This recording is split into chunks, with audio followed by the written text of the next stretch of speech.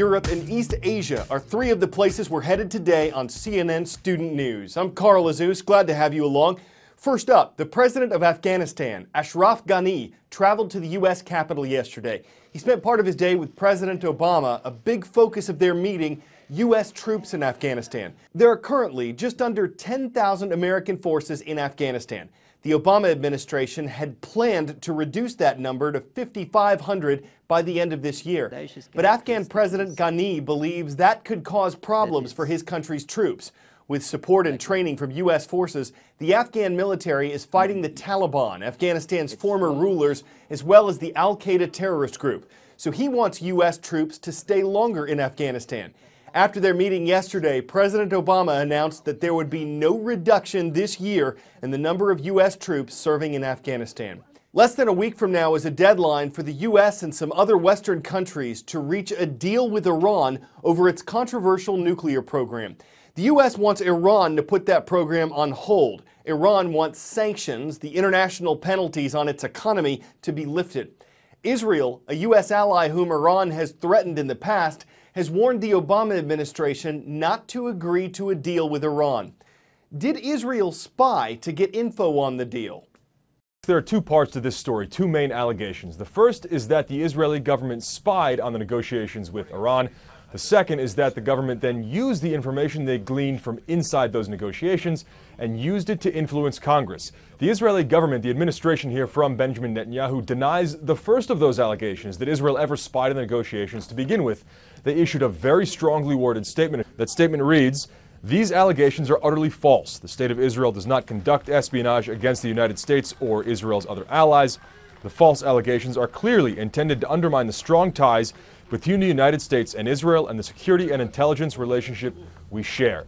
At the same time, we know that Benjamin Netanyahu has used words "from our understanding of the negotiations," so it's clear that they believe they have inside information on what's happening inside these deals, although they're being now vague about how they got that information. And what we've seen here over the past few weeks is a shift in strategy from Benjamin Netanyahu. At first, he was trying to use the information to affect and influence the White House, to try to get them to either stop or block the negotiations. Now we've seen Netanyahu shift his focus to Congress, to try to influence the Republicans, his strongest ties in Congress, especially House Speaker John Boehner. So the question is, what is the biggest story that will come out of this? What are the real effects of these allegations? And that's where we'll see the effects on the negotiations, or rather the relations between President Obama and Benjamin Netanyahu. They're already strained. They're already troubled. We've heard over the last few weeks that they're at an all-time low, and yet with these new allegations, this new back and forth we're now seeing, those relations are getting even worse. French President François Hollande says it's unlikely that anyone survived a commercial plane crash Tuesday in the French Alps. Germanwings is the budget carrier of Lufthansa. One of its flights with 150 people on board was traveling from Barcelona, Spain to Dusseldorf, Germany. Officials say its crew did not issue a distress call. Air traffic controllers did after they lost radio contact with the plane yesterday morning. The crash happened in a remote part of southeastern France. It's hard to access because of mountainous terrain and bad weather. Wreckage stretches for hundreds of feet. Officials were able to recover one of the plane's flight data recorders, which could give some answers about what happened. There's one place we look for roll call requests. It's our transcript page at cnnstudentnews.com. From yesterday's transcript, Fort Cobb Broxton Middle School is on the roll. The Mustangs are charging through Fort Cobb, Oklahoma. From South Dakota, we've got the Patriots watching today. Thanks to everyone at Hitchcock Tulare Middle School in Tulare. And in Hong Kong, hello to everyone watching at Independent Schools Foundation. Great to have you along this Wednesday. Staying in Hong Kong for our next story, more than 7 million people live there. Officially, it's a special administrative region of China and has one of the highest population densities on the planet. What helps keep it all organized and moving? Step aboard the MTR, the Mass Transit Railway. 9 lines around the city, a light rail system, an airport express line. The MTR moves almost 3.5 million people per weekday. But the people who keep it moving are largely unseen. Their work is done while most everyone else is asleep.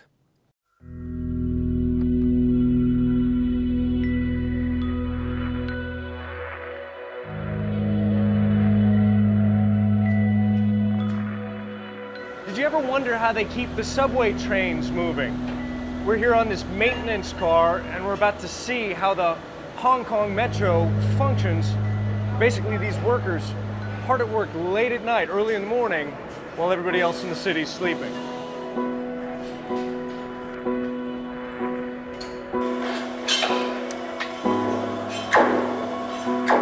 This crew is now cutting away a 60-meter-long stretch of the subway rail because it's worn away over the last 20 years about 15 millimeters. So the team is going to lift this up and replace it with a brand new stretch of rail.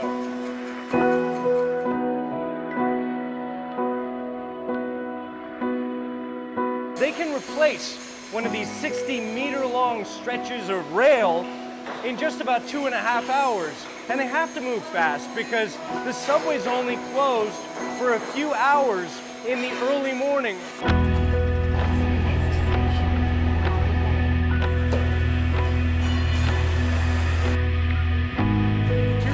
The fascinating final step in the process. They have just forged a link between the old rail and the new to ensure that they fit snugly together and that the subway trains can glide smoothly down the tracks. And as they wrap up their work here, rush hour is rapidly approaching, and soon hundreds of thousands of people will be teeming through this subway station, beginning their own working day.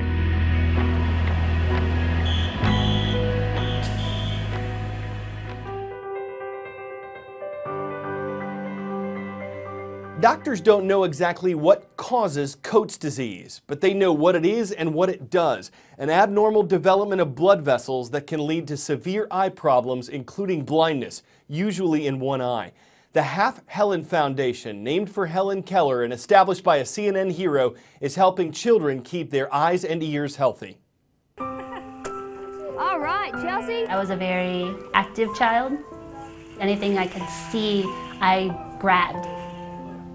I was barely 4 when I lost my vision in my left eye. The following years, I was so angry. This was an irreversible change. 25% of children ages 5 to 17 have a vision problem. 25%. How can you fully embrace all the opportunities available if you can't see them?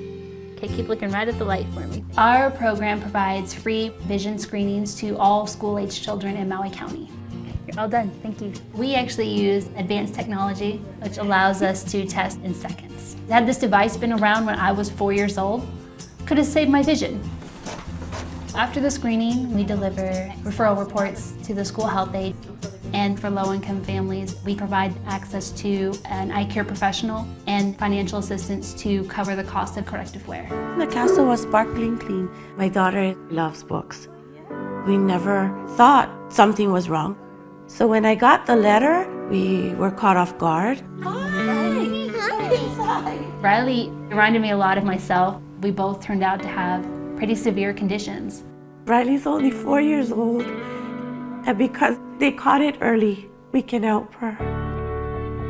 Just seeing her, even today with glasses, knowing that her vision is going to be completely fine because we caught it, that's what we do.